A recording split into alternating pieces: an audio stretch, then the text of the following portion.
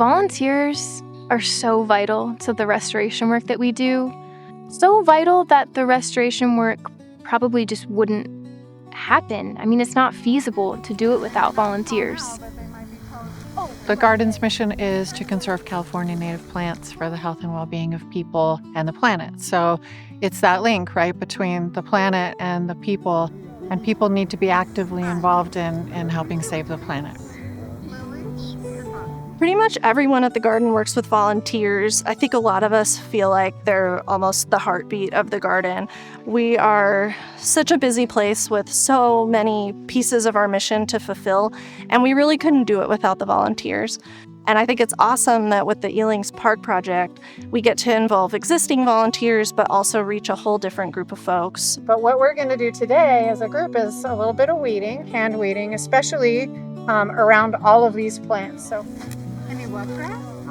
Elings is just the first node of a program that we hope will span the county to transform public spaces, places people already know and love, and just really grow this community. Elings Park is the central park of Santa Barbara, and it's a really great community hub that has been built on top of a landfill, of all things. I think a lot about how do we take these 230 acres and make them of the most benefit to the Santa Barbara community. I figure if we can make this park relevant to people, people will look after the park. One of the things we can do to make the park relevant is to restore native landscaping. We wanted an opportunity to do this restoration trial, beautify a place that's important to Santa Barbara and its community, and then also help people get engaged and understand that they really can be empowered to help do restoration. Last year at Elings Park, we had over 200 volunteers working just at that location, and it really made a lot of difference in what we could get done. We didn't use any type of herbicide or pesticide, and there were a ton of weeds. And when you choose not to use chemicals, you end up having to use labor. And so that's what we did at Elings, and that's why we have hundreds and hundreds of volunteer hours. You know, we did a lot of the laying work for the plants that we see now. So, pulling out all the weeds and invasive species, laying down the tarp so we could put on mulch and choke out any of the invaders, as well as putting down cardboard boxes, wheelbarrowing back and forth. There was a lot of, tedious work, but it was all driven by love and passion. We're going to head out. Thank you so much. Good work, Determined. But then we also had over 1,000 plants that we need to put in the ground. And a team of 2 or 3 simply cannot do that. And so we had volunteers help us with truly every step of the project at Elings. The work I can do with 15 people that may not have ever done any restoration work or any landscaping type work in their lives is still way more than I can do by myself. So there's a multiplier that goes with that. And this multiplier is the same way as far as awareness goes too. Because if I work somebody hard up on a planting site like the Santa Barbara Botanic Gardens transformation site, but then they come back like a year later and they see what they planted that day, and it's now a big shrub, and then they go to somebody else like, hey, I put that in. Right? Now they have a legacy effect, and it spreads. Each interaction is worth maybe 10 other touches out there. One of the best volunteer recruitment tools we have is the plants themselves. And for many people, all we have to do is introduce them to the plants. California has 6,500 different kinds of plants in our flora. When we take people on a hike and show them this great diversity and introduce them to the web of life, they often get activated, inspired to participate. One of my favorite ways to recruit volunteers for our seed team is when people come in on a tour, they come into the lab, and then I start showing them seeds under a microscope. The diversity of wildflowers in California is extraordinary, and the diversity of their seeds is equally incredible. They come in all different sizes and shapes, and you really start to wonder, why did these look like this? How did this happen? And people almost always, as soon as they get their eyes on the microscope, they'll say, wow. And that's when I know I have them.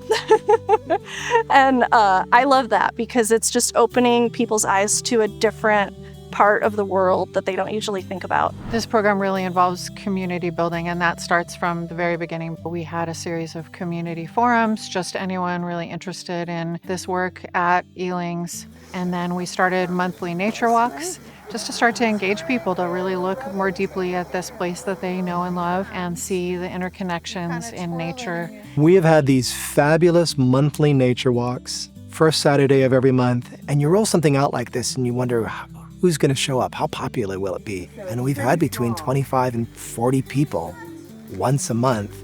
And I've been on a few, and sometimes everybody moves so slowly, just like from plant to plant, so excited to be there, that a normal 10-minute walk up our hillside will take, the whole 45 minutes. We have been doing nature walks at Elings, both to show people the site and what we're doing there, but also to attract volunteers and to tell them about the opportunities that we have at the Botanic Garden. The nature walks are just a great way to build community involvement at the restoration site in Elings Park, and to basically show a lot of people for the first time that there's this native habitat that they can visit easily around the city. One thing I did on the bird walk, which turned into a little bit of a bug walk, was I took this big sheet out, put it underneath an oak tree, and hit the oak tree so all the bugs that were on it fell into the sheet so people could see.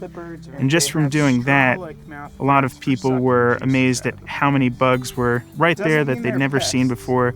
They didn't realize that the tree was basically a city of insects populated by all kinds of diversity. And sometimes for some people, that's all it takes, is getting in close, looking for an acorn on an oak tree as it's starting to form, and that's what does it. And so for us, these nature walks and these opportunities to connect with the natural world and native plants are really the way into our community of native plant advocacy.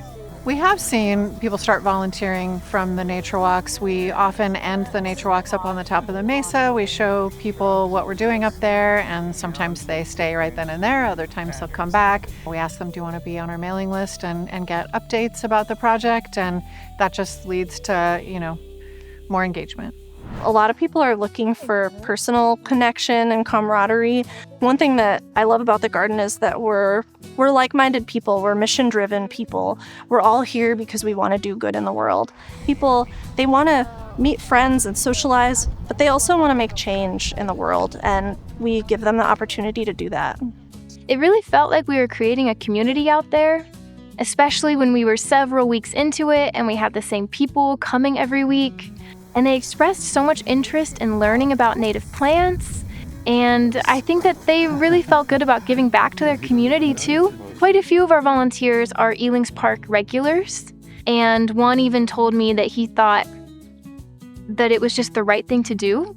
I come here most days with my dog, maybe a couple times a day, frankly. And Elings Park is a great place for me. I'm grateful to it. I'm grateful to the garden for various things that they've done for me.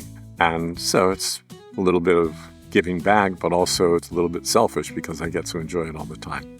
Oftentimes we've seen that by volunteering and getting engaged in the natural world, getting engaged in a transformation project, getting engaged in understanding the difference between a native plant and an invasive species can be a life-changing experience. One of my interns this past spring quarter was from one of the Elings Park volunteer events, and he ended up working with me for a whole quarter. I'd love to do research like this. I want to study those overlooked species, and I think, getting involved with this project here was really a gateway for me to get excited about and learn about all these different career possibilities for me. Volunteers bring definitely more than just labor, but it offers a really great learning experience for them as well. Especially when we're talking about our environment, having that ecological literacy be raised as a community is critical. I myself started as a volunteer on many farms, and it's just a really great way to begin your own path forward and maybe even create a career change. We don't know what the ripple effect's gonna be, but we know that the ripple effect happens all the time. We may be planting the seed in their head that makes them the next super environmentalist, or they invent a battery that runs on air or whatever. The volunteers are also ambassadors for the garden. They get out into the community, they tell people about what they've seen and learned and what they're doing. and hopefully help spread the mission and message of the Botanic Garden. And I think they're really effective at that. It's one thing for a scientist like me to tell people that plant conservation is important. It's another when their best bud at church tells them, hey, I'm helping to save rare plants, and I think you might like to do it too. The color green and the shape of the leaf is just perfect. I've learned the plant names and how to take care of most of them and give advice to people who are new to native plants. And so I think it's really enjoyable.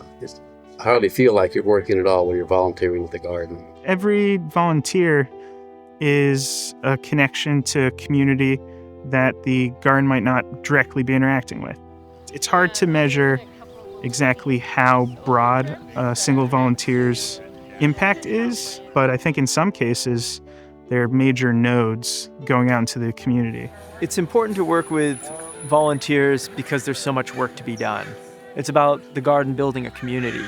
And what we need to do is we need to work together to tackle these problems. It's not for any individual organization to solve these issues. We have to do this together.